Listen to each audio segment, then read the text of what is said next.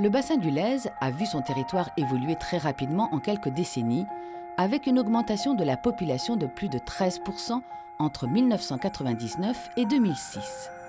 Territoire dynamique et attractif, le nombre de nouveaux habitants est l'un des plus élevés en région Languedoc-Roussillon. Le taux de population croissant comparé à la surface du bassin laisse entrevoir sa forte vulnérabilité. Les inondations peuvent ainsi conduire à des dommages d'autant plus importants qu'ils se produisent dans un bassin en constant développement, tant sur le plan de l'urbanisme qu'au niveau démographique et touristique. 22 000 habitants se trouvent actuellement en zone inondable sur le bassin versant. Plusieurs crues historiques récentes ont marqué les consciences, comme celle de septembre à novembre 1907, septembre 1933, septembre 1976 et plus récemment décembre 2003.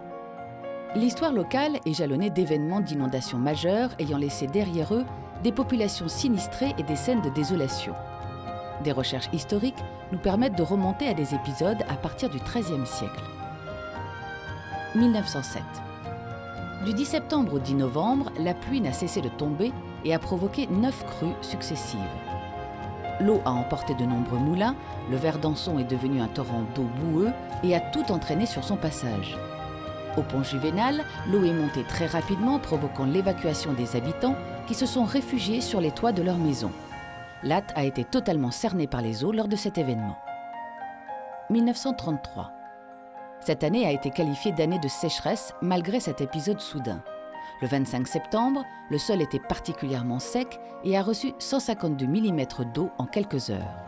Déjà engorgé, le sol n'a pas la possibilité d'absorber les 316 mm d'eau tombée entre le 26 et le 30 septembre. La mer démontée a empêché l'écoulement du Lèze et l'évacuation de l'eau à l'embouchure. Le Lèze et le Verdançon ont débordé et les inondations ont été catastrophiques d'un point de vue humain avec 9 victimes. Une anecdote que me racontait mon grand-père en 1933 dans une petite propriété à la fin de la vendange, juste avant que la crue n'arrive. Le cheval qui avait été enfermé à la fin de la journée s'est trouvé pris par la soudaineté de la crue et a été obligé pour se sauver de défaire ses entraves et il est monté avec ses pattes avant sur le pressoir de vendange et seul son naseau dépassé, c'est comme ça qu'il a pu se sauver. 1976. Des pluies torrentielles se sont abattues dans la région du Pic Saint-Loup les 23 et 24 septembre. Les hauteurs d'eau sont passées de 0,56 m à 4,40 m en 4 heures sur le Lèze, au niveau de Montferrier-sur-Lèze.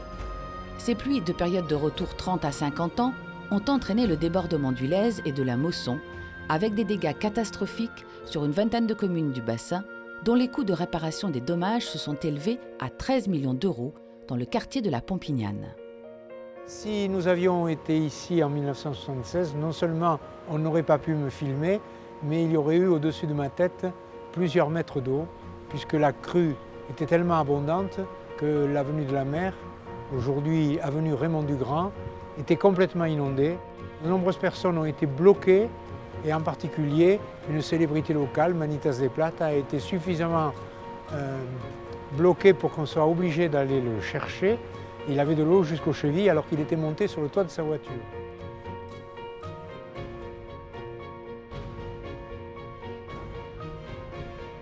« 2003. Le 2 décembre, le Lèze et la Mosson rentrent en crue simultanément suite à des pluies approchant une intensité de 200 mm en 48 heures.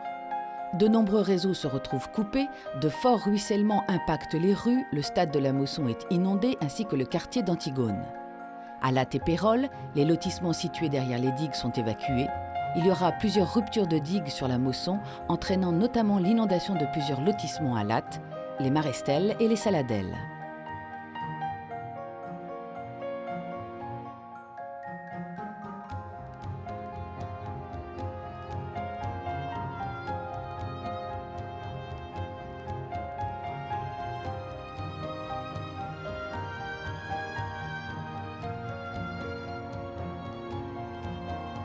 Dans la nuit du 6 au 7 octobre, dans la commune de Grabel, nous avons subi un épisode pluvieux absolument extraordinaire. Il était environ 21h30, une pluie progressive s'est transformée en un véritable torrent qui tombait du ciel. j'ai vu que la pluie s'intensifiait de plus en plus et que dans les rues, nous avions 5 à 10 cm d'eau. Nous nous sommes mis en relation directement avec les pompiers, avec cette société météorologique, avec les gendarmes et nous avons fait face aux événements, d'abord en envoyant un message de téléalerte pour leur dire de ne plus bouger de chez eux, de monter sur les parties hautes de leurs habitations. Et grâce à l'intervention des pompiers qui sont venus en hélicoptère, on a pu élitroyer des familles. L'événement était tellement monstrueux qu'on ne pouvait plus bouger, qu'il y a eu une rupture d'électricité dans la nuit, les téléphones portables marchaient à moitié. Donc il n'y a pas eu de victimes et ça c'est le résultat de cette mobilisation de sécurité civile. Et puis à partir de 2 h du matin, eh bien, l'eau s'est mise à redescendre. Elle redescend très vite d'ailleurs. Et au petit jour, on a contemplé l'étendue du désastre. Plus de 500 maisons touchées, 200 dans les pièces de vie, des familles qui avaient tout perdu, notamment celles qui n'avaient pas d'étage. Dès le lendemain, on a mis en place dans la salle polyvalente une véritable cellule d'assistance. Une solidarité extraordinaire s'est exprimée. D'abord pour amener les vêtements, les nourritures nécessaires à une population qui avait tout perdu. Des bénévoles qui sont arrivés spontanément et pour nettoyer aussi, parce que la boue avait tout pénétré. Bon, puis maintenant, on est engagé dans la reconstruction avec naturellement les problèmes d'assurance à régler, etc. Et il nous faudra en gros 1 année pour que tous les logements soient définitivement refaits et que les gens retrouvent leur domicile.